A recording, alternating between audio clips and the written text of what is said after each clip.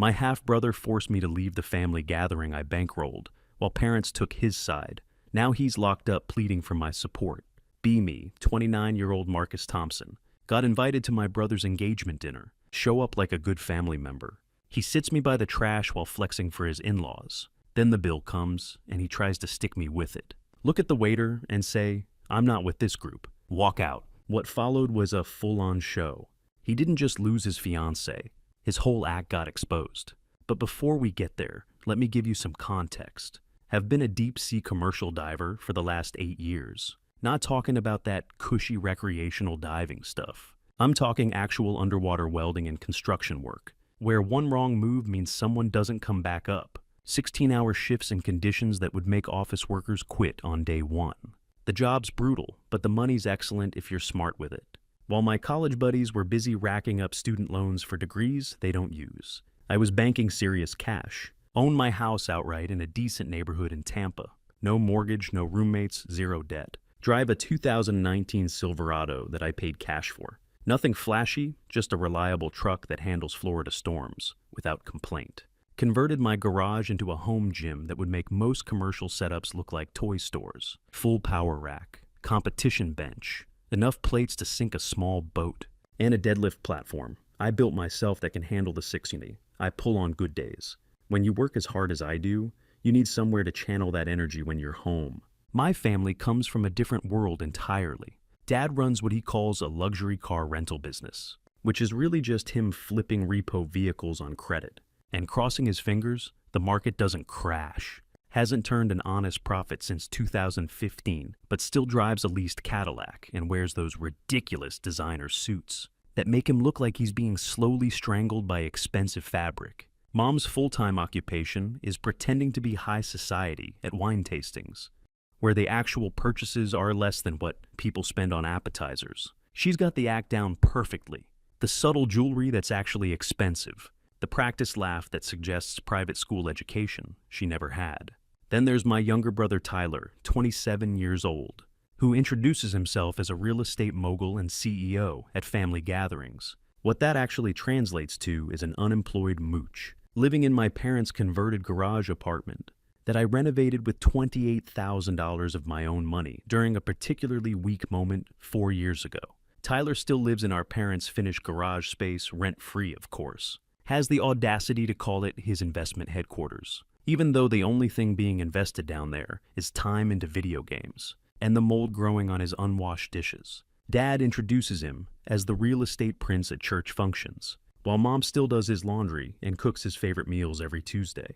They treat him like he's the second coming of Donald Trump. Meanwhile, I'm just the blue-collar disappointment who pays for everything, but gets zero respect.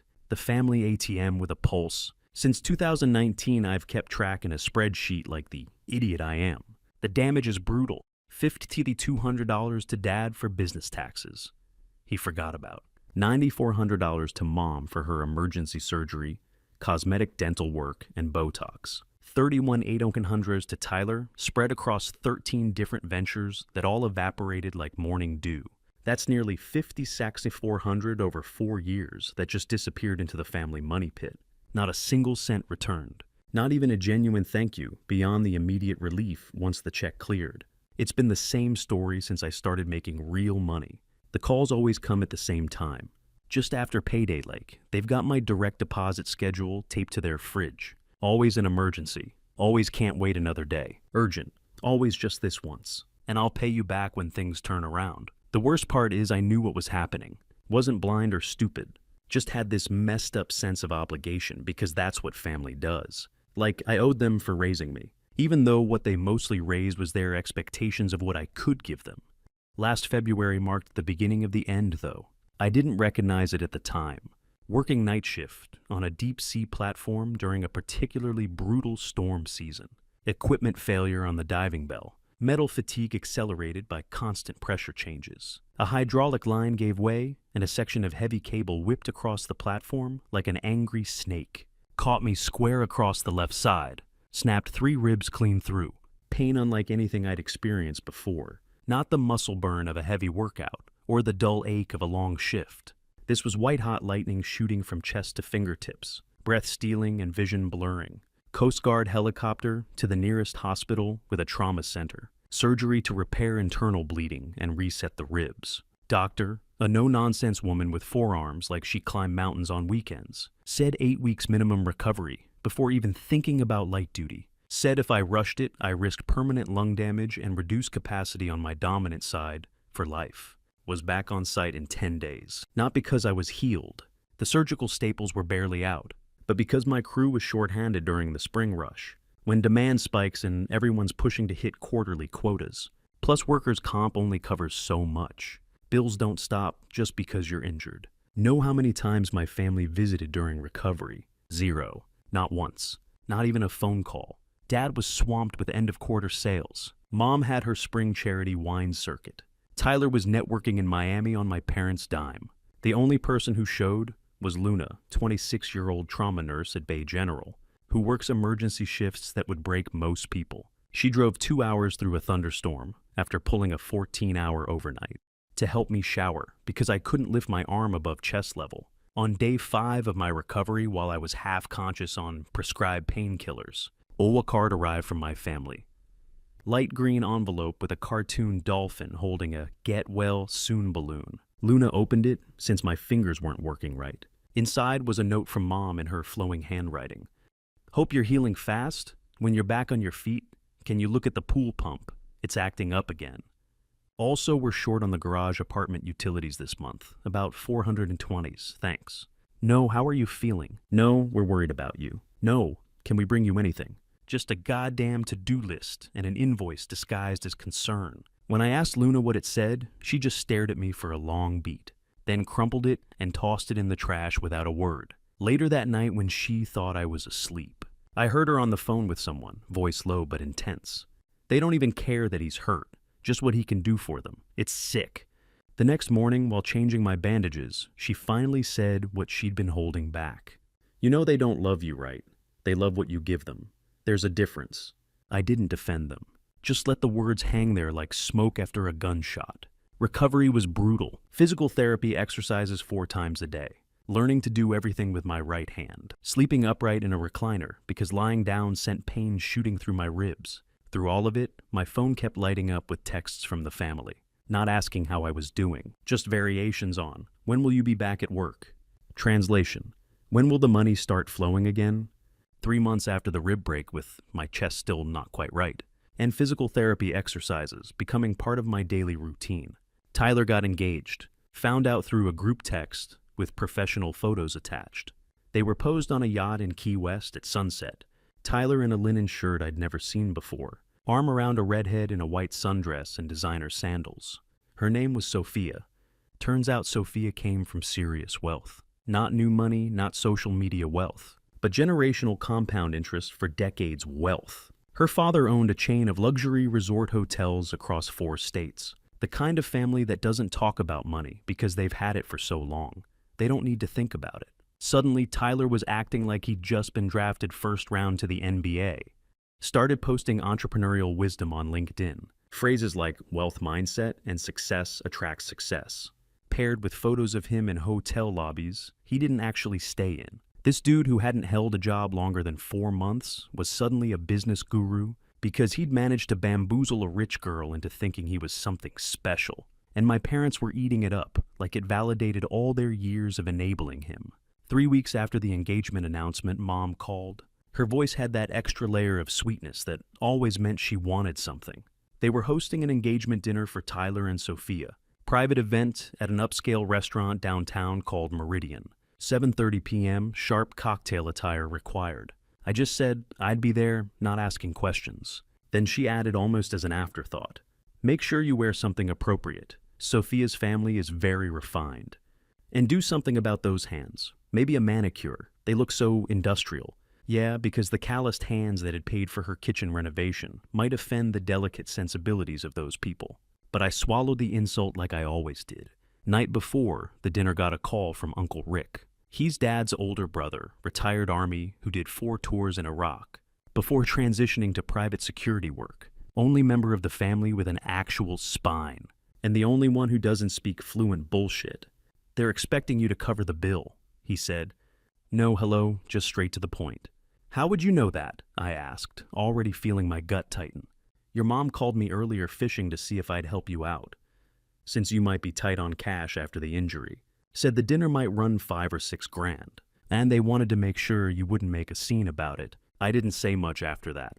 Just thanked him for the heads up and hung up. Spent the night pacing my living room, trying to decide what to do. Part of me wanted to no-show, leave them hanging. But another part needed to see just how far they'd push this. Needed confirmation that I wasn't imagining the disrespect. So I showed up at Meridian at 7:27 p.m. Valet line looked like a luxury car dealership showcase. Range Rovers, Mercedes G-Wagons, at least 3 Maseratis. Mine was the only pickup truck in line. Handed the keys to the valet like I owned the place, and walked in with my shoulders back. Meridian occupied the top 3 floors of one of the tallest buildings downtown. Floor-to-ceiling windows offering a 270-degree view of the city that looked almost unreal. Main dining area featured a long, rectangular table arrangement, with seating for about 22. Crystal glasses catching the light. Fancy silverware that probably cost more than my weekly grocery budget. I walked up without fanfare, a 150 bottle of champagne in hand. Tyler spotted me mid-sentence, and his expression shifted almost imperceptibly. A tightening around the eyes, a slight downturn at the corners of his mouth. Then the mask slipped back into place, and he smiled, though it didn't reach his eyes. "Oh, hey, big guy, we ran out of room at the main table." He nodded toward the far side of the room. "There's a spot for you over there." I turned to look where he was pointing. They had placed a single metal chair at a square service table, directly adjacent to the busing station, right next to where servers were scraping leftover food into a waste bin, 8 feet from where half-eaten steaks and congealing sauce were being dumped into industrial trash cans. No tablecloth, no place setting, no silverware. Just a metal chair, a plastic cup of water, and a front-row view of the restaurant's waste disposal system. I looked back at the main table. 22 pairs of eyes watching with varying degrees of interest or discomfort. Mom gave me that tight, close-lipped smile people use when they're silently begging you not to make a scene. Dad suddenly found his napkin fascinating, studying its folds like it contained the secrets of the universe. So I sat down at the trash table, not because I accepted it, but because I wanted to see how far they'd push this. How blatant the disrespect would get before someone, anyone, acknowledged the situation. I wanted to prove to myself once and for all exactly where I stood in the family hierarchy. The answer apparently was somewhere below the buzzing station, but slightly above the actual garbage. Sat there in silence for nearly 4 hours while 22 people feasted. Watched them work through 6 courses of food that probably cost more than most families spend on groceries for a month. I didn't even get offered a piece of bread or a glass of water beyond the plastic cup, already at my table when I arrived. From my garbage-adjacent seat, I could hear snippets of conversation.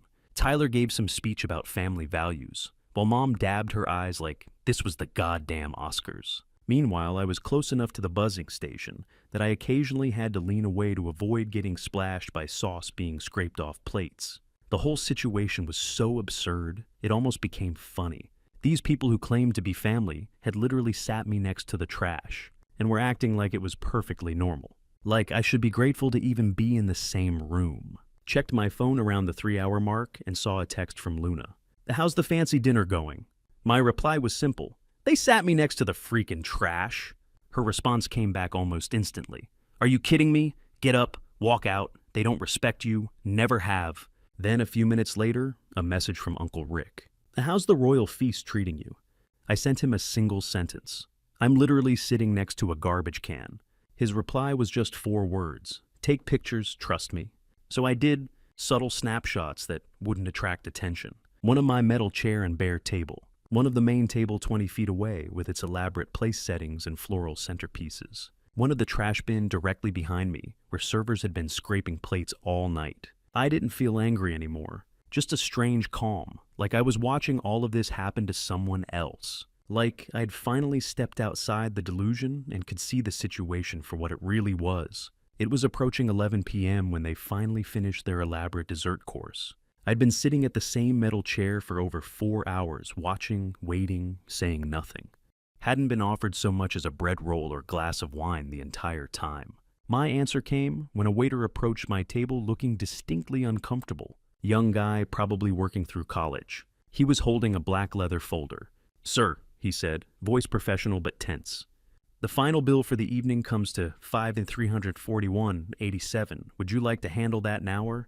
I opened the folder and scanned the itemized list. Premium liquor charges totaling over $1,200. Multiple 140 steaks. Appetizer platters at $95 each. Desserts running $40 per person.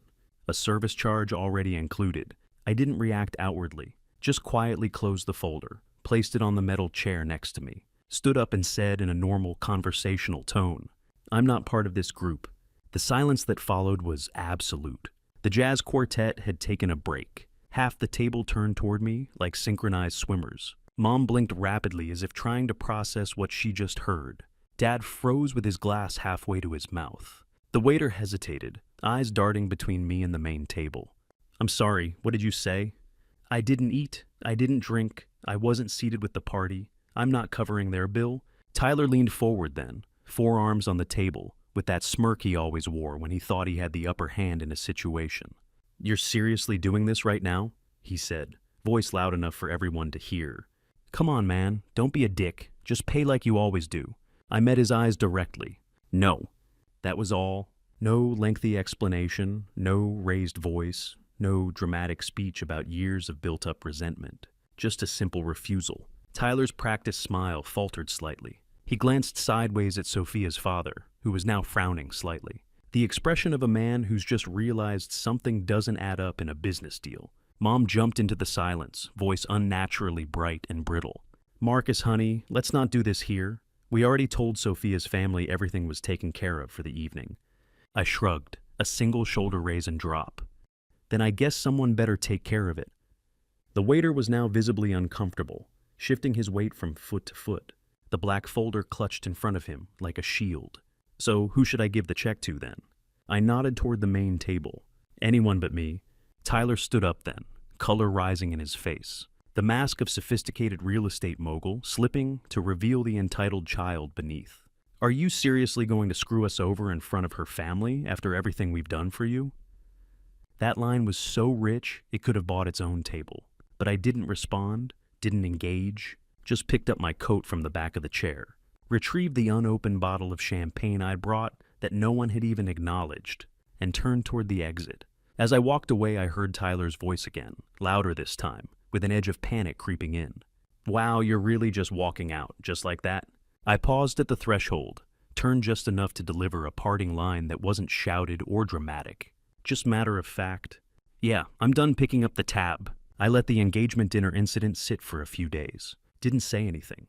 Didn't answer their increasingly frantic calls and texts. Figured silence would do more damage than anything I could possibly say. But I kept my ears open through Uncle Rick and a few mutual acquaintances. And it didn't take long for things to start unraveling. First came a call from a number I didn't recognize, about 6 days after the dinner. Almost sent it to voicemail, but something made me answer. It was Sophia, Tyler's now ex-fiancée. Her voice wasn't what I expected. No tears, no hysterics, no accusations. She sounded calm, controlled, like someone who'd already processed the emotional breakdown and moved into damage control mode. The voice of someone raised with enough money to know that emotions are secondary to protecting assets. She asked without preamble if I had invested $12,000 into Tyler's real estate company, and whether I was acting as a silent partner as he had claimed. Said it very directly, like she was confirming a fact she already suspected was false. No, I said simply. No elaboration, no defensiveness. She went quiet for a beat, just the sound of soft breathing on the line, then explained the situation with the same detached precision you'd expect from a corporate lawyer. Her father had put $210,000 into Tyler's supposed company, based largely on the strength of Tyler's claim that I was backing the venture. He had shown them investment documents with my name, my signature, and my supposed role as operations director. Turns out, Tyler had scanned an old lease agreement I'd signed years ago and just pasted the signature everywhere, like a real estate mad lib. That signature, of course, was forged. So was the entire story. I didn't react with shock or outrage. Just confirmed again that I had no involvement with any of Tyler's business ventures and never had never signed any documents, had never agreed to any advisory role, had never invested a dime in any official capacity. Sophia thanked me for the confirmation in a voice that had dropped 15 degrees colder, then mentioned almost casually that the engagement was off, and her father's legal team would be in touch with Tyler directly. Over the next week, more calls trickled in. First from Connor, Tyler's college friend, who'd gone on to actually build a successful construction company. $75,000 invested in Tyler's phantom business. Another guy named Ethan, who'd met Tyler at some networking event. $35,000. A woman named Victoria, who'd apparently dated Tyler briefly 3 years earlier.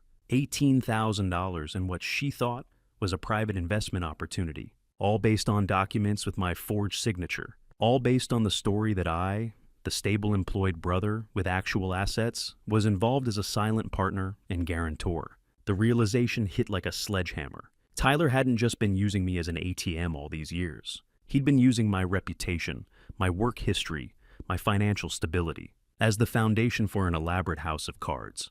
The one thing I'd built, a name as someone who paid his debts and kept his word. He'd been weaponizing against other people while treating me like garbage. This wasn't just mooching anymore. This was criminal fraud with my name attached to it. If I stayed silent, I might as well be complicit.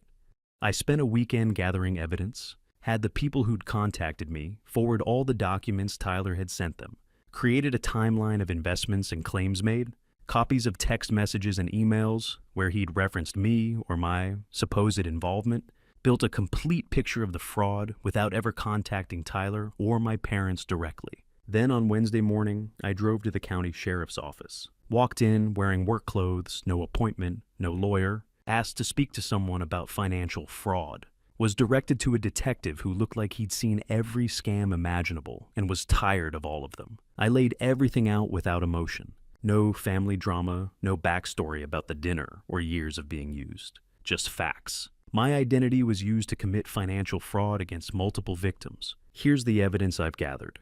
Left the folder with all the documentation and my contact information. Drove to work. Didn't tell anyone in the family what I'd done. Just waited. A week later, Tyler got served with papers. Connor had already filed charges for wire fraud and misrepresentation. Sophia's father followed once he realized there were other victims involved. The detective I'd spoken to called to let me know they were building a case and would need a formal statement. Investigators started digging and didn't have to go far.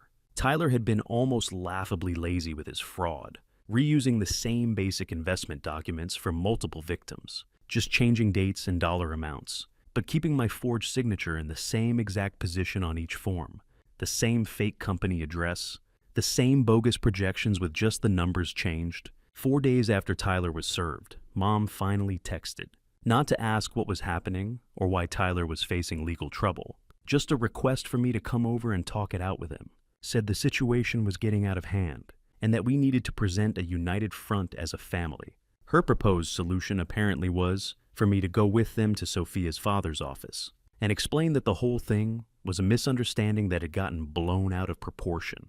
She still thought this could be managed, contained, spun into something other than what it was. She had no idea how far past that point we already were. Thursday afternoon, I pulled into my parents' driveway.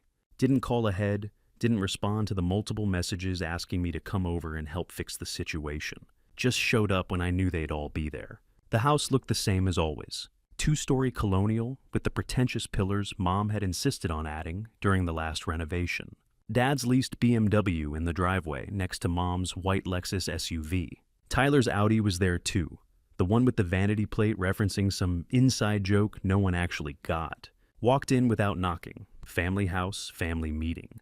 Found them in the living room, the tension thick enough to cut with a knife. Tyler looked like absolute hell. Unshaven, dark circles under bloodshot eyes. Wearing what appeared to be the same track pants and hoodie for multiple days. Pacing back and forth on the designer rug like a caged animal, stopping occasionally to check his phone as if waiting for a message that would magically solve everything.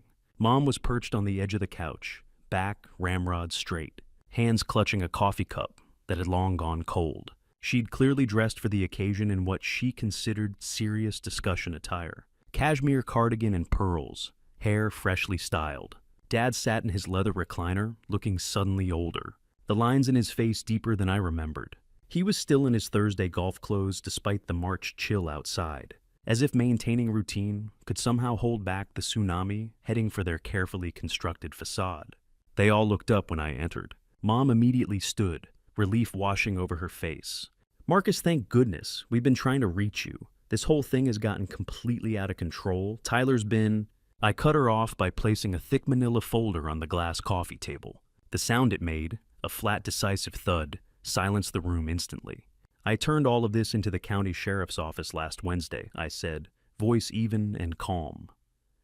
They're building a case against Tyler for multiple counts of fraud, identity theft, and wire fraud across state lines. The folder contained everything. Printouts of the forged documents with my signature highlighted in yellow. Statements from the various victims detailing how much they had invested and what they'd been promised. Screenshots of text messages where Tyler had referenced me as his business partner. Copies of bank statements showing the money flow.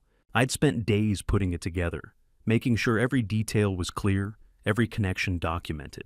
Wanted them to see exactly what I'd seen, to understand the scope of what Tyler had done while they enabled him.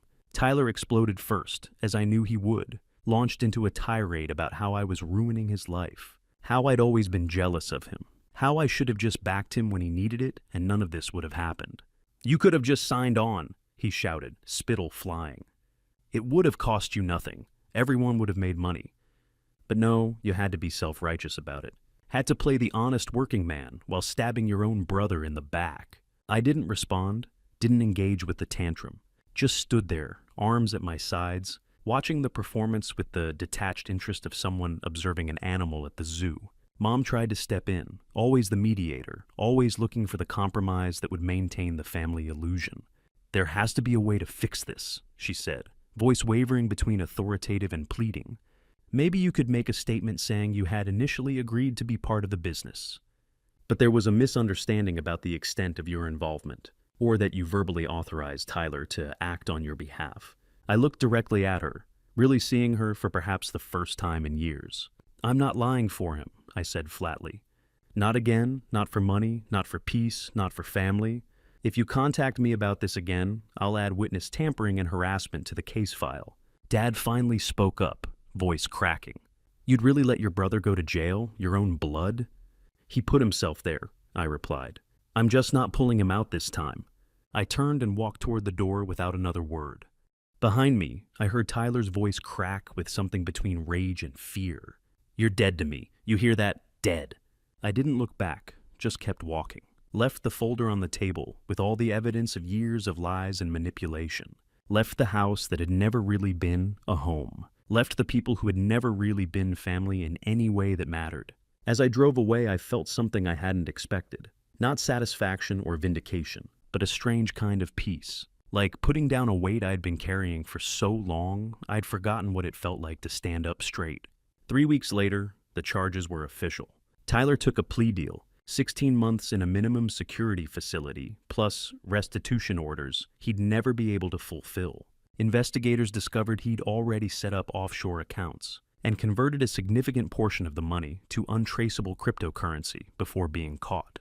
My parents narrowly avoided charges themselves. Prosecutors couldn't prove they knew about the fraud, despite their suspicious financial movements. 7 months passed. Used the time to rebuild my life without the constant financial drain. Took Luna to the Keys for a week. Proposed on a beach overlooking the Gulf. No audience, no cameras, no social media announcement. She said yes without hesitation.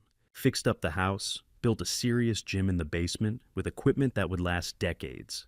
Put away more money in 6 months than I had in the previous 3 years, combined. Life developed a rhythm that wasn't dictated by other people's emergencies. Then things got interesting. Late May, I got a call from Rick. Thought you should know what's happening, he said without preamble. Tyler ran one last scam from inside his holding cell. He laid it out in military precision. Tyler had been running an even bigger scam from inside his pre-sentencing holding pattern. Had convinced my parents that with enough money, he could make a deal to avoid jail time entirely. Some story about a high-priced fixer who had connections with the judge, the prosecutor, and the victims. My parents, desperate to avoid the public shame of a son in prison, had fallen for it completely. Taken a second mortgage on the house, emptied what remained of their retirement accounts, borrowed from friends and extended family members. All told, they'd scraped together just over $135,000 for this supposed legal miracle worker. There was no fixer, no secret deal. Tyler had directed the money to an offshore account, then used just enough of it to make a partial restitution payment to Sophia's father. the minimum needed to keep additional federal charges from being filed.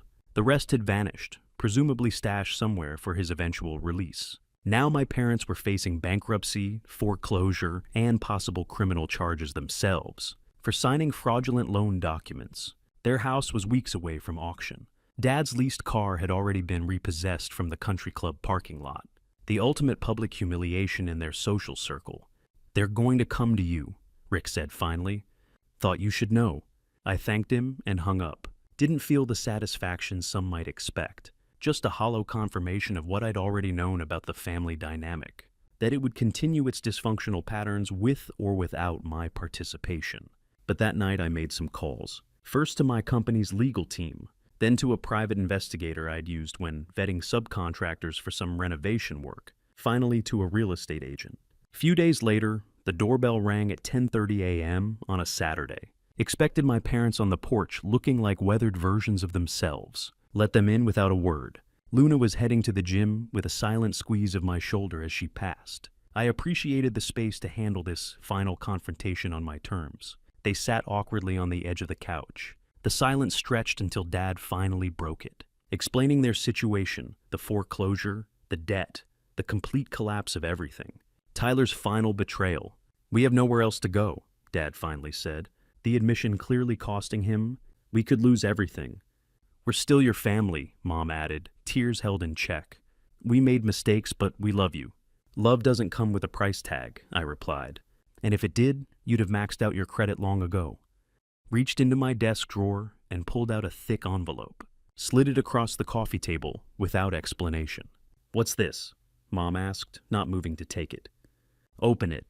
Inside were printouts, mortgage documents, transfer of deed, settlement statements, legal paperwork showing that their house, the one scheduled for foreclosure auction in 4 weeks, had been purchased by an LLC registered in Nevada. My LLC, created 6 days earlier with the help of the company legal team. I'd bought their mortgage debt from the bank at a 35% discount. The distressed property investment made possible by my years of saving while they spent. "I own your house now. Technically, you're my tenants." Their faces transformed from desperate hope to confusion to horror as the implications set in. "What, this can't? Are you evicting us?" Mom hissed. "No, I'm teaching you how the real world works." Handed them a second envelope. "This is a lease agreement. 1-year term, $1,900 monthly rent, well below market value for that neighborhood. You'll both get jobs, you'll pay on time, you'll save what you can. After 15 months of perfect payment history, I'll sell you the house at my purchase price.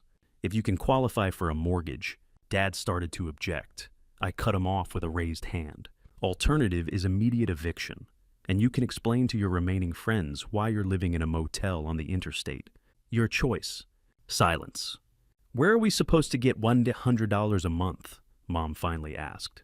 "Target is hiring, so is Walmart. Amazon warehouse starts at $19 an hour with benefits." "Construction sites always need laborers," I shrugged. "Welcome to how the other half lives." "And Tyler?" she asked, unable to stop herself. "Tyler doesn't exist to me anymore, and he's never setting foot on any property I own. That includes the house now. His name isn't on the lease, and if he shows up, you're all in violation and out on the street. Consider it a restraining order with teeth." After some hesitation, they signed the lease on the spot. No further negotiation, no tears. Just the scratch of pen on paper and the cold reality of their new circumstances sinking in. As they were leaving, Dad paused at the threshold. "Why help us at all after everything?" "I'm not helping you, I'm breaking the cycle. You raised a son who can't function in reality because you never had to face it yourselves. Now you're all going to learn what life actually costs when you can't outsource the bill to someone else." They left in silence, closed the door behind them. Luna returned an hour later, gym bag over her shoulder. "They gone?" "Yes." "Think they'll make it?" she asked, grabbing a protein shake from the fridge. Shrugged. "Not my problem anymore. The strangest part, it didn't feel like revenge. This wasn't that. This was simply allowing natural consequences to occur, while removing myself from the equation. First month after the confrontation, my parents acted like they were living in some dystopian nightmare. Mom sent texts almost daily with pictures of Dad in his new uniform at Lowe's.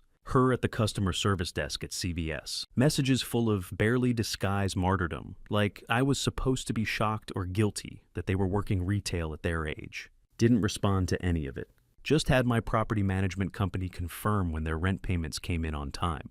No praise, no commentary, just business. By month 4, the martyr act started to fade. Dad actually mentioned liking some aspects of his job.